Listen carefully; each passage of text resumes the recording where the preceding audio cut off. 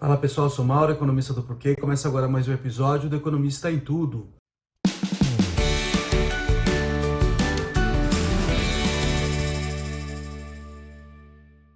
Hoje eu vou falar sobre as sanções à Rússia como resultado da invasão à Ucrânia.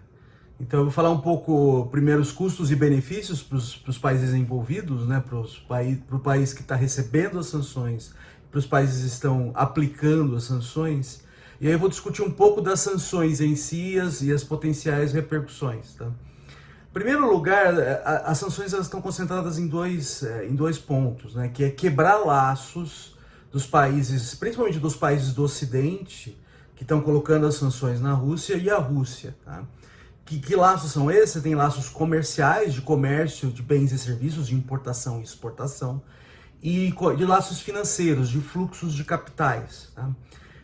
Então as sanções elas estão concentradas nisso. Esses laços comerciais e laços financeiros, eles trazem benefícios para os dois lados. E quando eles são quebrados, eles geram custos. Então a integração comercial, ela permite que cada país se concentre naquilo que faça melhor e importe outros bens que não é tão bom nisso. Tá? Isso gera ganho de eficiência. E também faz com que os países tenham acesso a uma variedade maior de produtos. Tá? Isso traz benefícios para os dois lados. Tá? Não estou dizendo aqui que comércio e fluxo de capitais eles não têm custos. Tá? Tem gente que perde com isso. Por exemplo, você tem indústrias de determinado país que não conseguem aguentar a competição externa. Os trabalhadores daquelas indústrias e os empresários que são donos do capital ali, obviamente vão sofrer, mas no agregado o efeito tende a ser positivo, tá? Por quê? Porque caso contrário os países se isolariam, tá? Teria vários países isolados aí porque não veriam ganho em integração comercial, tá? Então no agregado, comércio tende a ter efeitos positivos. E quando você quebra essa relação, aí você gera custos, né, para os dois lados, tá? Tanto para quem recebe as sanções, que é o efeito mais óbvio, que aí é a Rússia, como para os países que estão impondo essas sanções, porque você quebra laços comerciais e quebra laços de fluxo de capitais também, né? Porque fluxo de capitais, por exemplo, você tem empresas que conseguem acesso a mais fontes de financiamento, quando ela se integra com outros países, né, você cria laços financeiros, e você também permite que investidores tenham acesso a uma gama maior de ativos, e com isso eles consigam diversificar mais seu risco. Então tudo isso tende a gerar benefícios para os dois lados, não negando que tem custos também individuais, né? Por exemplo, você tem mais fluxo de capital, você tem potencialmente mais volatilidade, porque você tem capital especulativo que sai mais rápido e entra e sai mais rápido. Isso pode gerar alguma instabilidade, mas assim, no agregado e no longo prazo o efeito tende a ser positivo. Então por isso que os países eles recorrem a esse tipo de estratégia de integração comercial, integração de fluxos de capitais. Se tem benefício, a hora que você quebra isso, você gera custos, tanto para principalmente para quem está recebendo, aqui no caso as sanções, que é a Rússia, como também para quem está impondo. Tá? E é isso aí que é a dificuldade de impor sanções. Tá? Eu acho que tem isso, né? A dificuldade que você gera custos para quem está impondo sanções. Eu acho que um exemplo disso é petróleo e gás que vem da Rússia para os países europeus, da Europa Ocidental, que dependem muito desse petróleo e desse gás. Então, na hora que você para de receber isso, você gera uma diminuição na oferta, um aumento no preço desses itens, o que gera muito custo, né, para essas economias que estão tentando se recuperar e estão lutando contra uma inflação alta. Então esse é um custo muito evidente para os países que estão impondo essas sanções. Então eu acho que muito do que a Rússia jogou com o que aconteceria aí na guerra, que seria uma coisa rápida, e não daria tempo para os países ocidentais se organizarem para impor essas sanções, porque tem um outro lado disso também, que é a coordenação dos países que estão impondo essas sanções. Tá? Um país sozinho ele tem um custo muito alto de impor as sanções, mas quando eles se juntam e se coordenam, aí esse custo diminui. Tá? Então por quê? Então o primeiro ponto disso é um efeito de tamanho. Tá? Quando você tem laços comerciais e laços financeiros, tá? Sempre quem se beneficia desses laços são os países menores. Tá? E quem perde mais quando você quebra esses laços são os países menores. E ali tem uma diferença de tamanho muito grande dos países da OTAN, por exemplo, que são principalmente os países que estão impondo as sanções, e da Rússia. tá? Então a Rússia tende a perder muito mais aí do que os países ocidentais, que vão ter custos também, mas o custo para a Rússia tende a ser enorme, tá? Vou falar especificamente sobre quais custos, mas é que tem uma assimetria de tamanho muito grande. Se você pegar, eu fiz essas contas recentemente, se você pegar PIB na paridade do poder de compra, o PIB dos países da OTAN é 10 vezes maior do que o PIB da Rússia.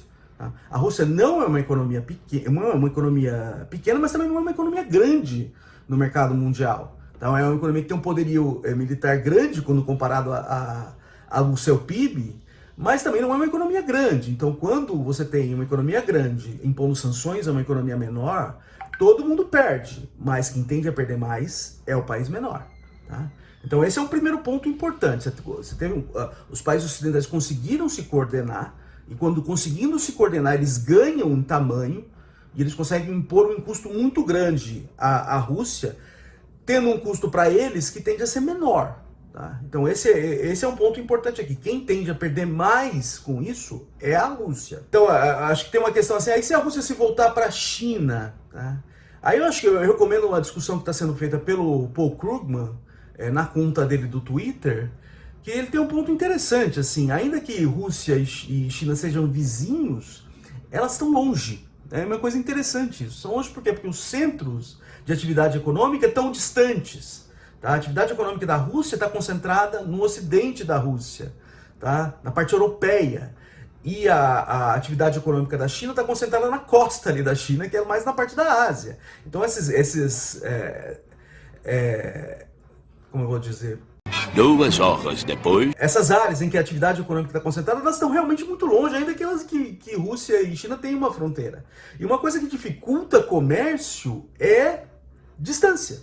Outro ponto importante é que a assimetria de tamanho também está presente entre China e Rússia. A China é muito maior que a Rússia.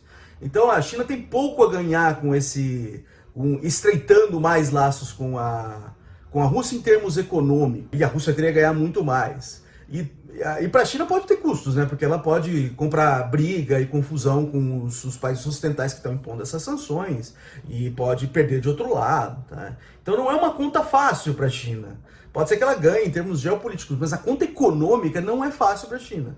Então não é uma grande vantagem ali, não é um lugar onde a Rússia tenderia a olhar bastante. Tá? Deixa eu falar um pouco, acho que eu fiz a discussão mais geral, deixa eu falar um pouco sobre as sanções em si. Tá? A hora que a guerra explodiu, você teve uma sanção muito evidente ali no começo, que foi o bloqueio da Rússia ao sistema SWIFT. O sistema SWIFT é um sistema que dá base para transações internacionais. Tá? Então, com a Rússia sendo banida do sistema SWIFT, você dificulta muito o comércio, negócios internacionais com isso. Tá? Uma outra coisa que aconteceu foi o seguinte: a Rússia aparentemente se preparou para essa invasão, acumulando uma quantidade grande de reservas internacionais. Tá? Reservas internacionais ali é um colchão, principalmente em moeda estrangeira, tá? Para fazer com que a sua moeda não despenque de valor. Tá? E quando a guerra explodiu, a moeda russa despencou de valor. Por quê? Uma antecipação a essas sanções mesmo. Né? Com a dificuldade de fazer negócios com a Rússia e um país em guerra, você tem saída de dinheiro, né? Tem saída de capital. E com isso, o preço da moeda doméstica tende a despencar relativo a outras moedas. Tá? Então, a Rússia acumulando esse colchão, ela permite que você consiga desovar um pouco dessa moeda estrangeira e não permitir que o valor da tua moeda caia tanto. Então, uma outra coisa que os países ocidentais fizeram foi bloquear essas reservas. Porque essas reservas elas são, em grande parte, em ativos, em títulos de curto prazo, ali, de dívida do governo, de países ricos, de países europeus e dos Estados Unidos, né, que tem essas moedas que são facilmente transacionáveis no mercado internacional, o dólar e o euro. Tá? Com esse dinheiro bloqueado, você tirou um instrumento do Banco Central russo de não deixar com que o rublo despenque. Tá? E ele, de fato, despencou muito com isso. Tá?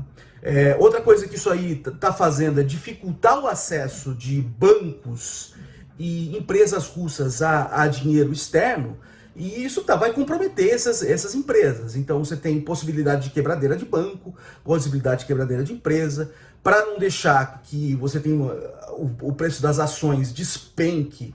A Rússia fechou a bolsa, tá?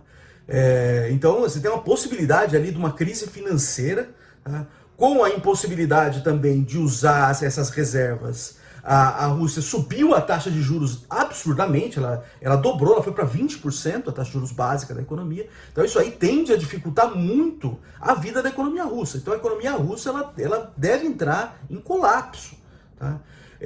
E o que isso deve acontecer, o que deve fazer é dificultar o esforço militar da Rússia, tá? Então eu acho que pro Ocidente, que está tentando dificultar a vida da Rússia no conflito, eu acho que o grande ganho que você teria ali é dificultar enormemente o esforço de guerra russo daqui para frente, tá?